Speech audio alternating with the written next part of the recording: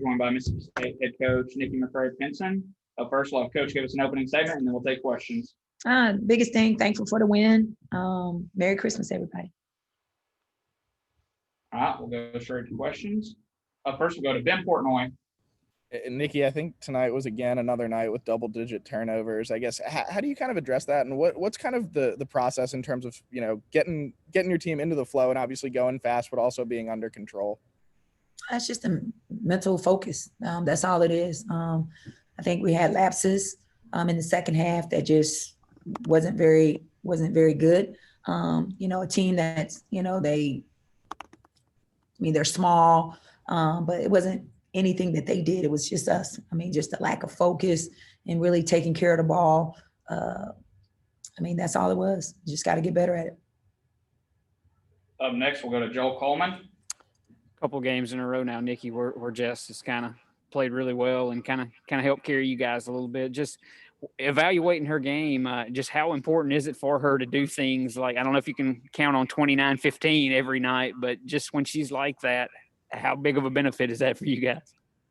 I think it just shows how dangerous we can be. Whatever game it was, they packed it in and we shot the ball extremely well, from the three. This game, they kind of pressured us a little bit on the perimeter. She was able to score on the inside. It's good when you have a player that can really, dominate the inside for us. I like to play inside out basketball. So it's really good to see her playing well going into SEC play. Up next, we'll go to Chris Bolton. Hey, Nikki, when we talked Friday and I asked you about what you want to see from your team going into conference play, you mentioned the defense. Do you think this kind of effort that you saw, especially in the second quarter, is what you want to see from your team? I thought I saw glimpses. The first quarter, we held them to 4 points one quarter. That was us. I thought Mingo did a really good job of defending, staying in the play, just really playing hard. We saw glimpses.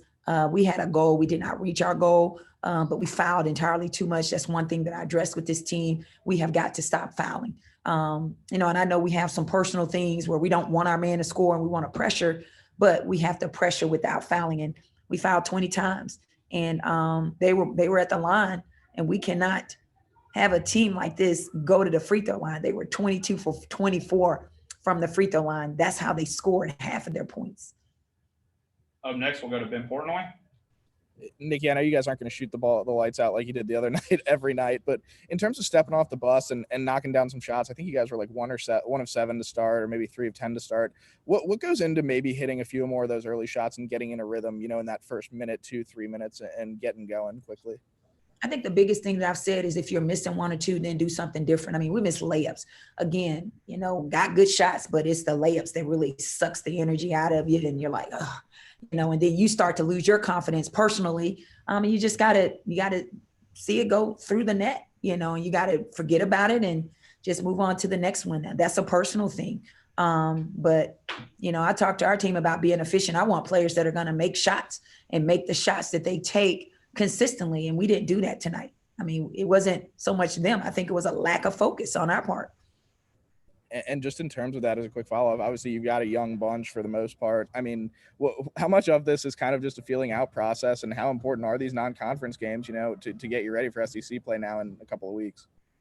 I think it's good. It gave us a chance to be able to see combinations and things like that, and who's going to be on the floor, what your bench is going to look like. It allowed me to play a lot of people, which obviously, our bench will be shortened when it gets to conference play. So hopefully players got some confidence, to see what they can and can't do. We can see what players can and can't do, but it's just about being disciplined, who is doing the things that we're asking them to do, who's being efficient on both ends of the floor. We'll go back to Joel. I guess it's one of those deals, Nikki, where ready or not, it's coming, but SEC play will be the next time you guys are on the floor. Just how confident are you, I guess, that you all are ready? I think it's one day at a time. It's one practice at a time. That's us. There's some things that we have to continue to do and get better. If we defend and we rebound, I think we'll be in a position to win games, because, we're talented enough to do that. If we don't, we won't. We have to have the effort and the energy every possession. This league is very tough. It's very physical. And, you can't make a lot of mistakes. You got to take care of the basketball. All right, we'll wrap things up with Ben Portnoy. Nikki, you guys got another long layoff now. What's kind of the plan between now and starting conference play? And then I guess also is one more quick question. Just is Zaria still on track to start up hopefully in January as well?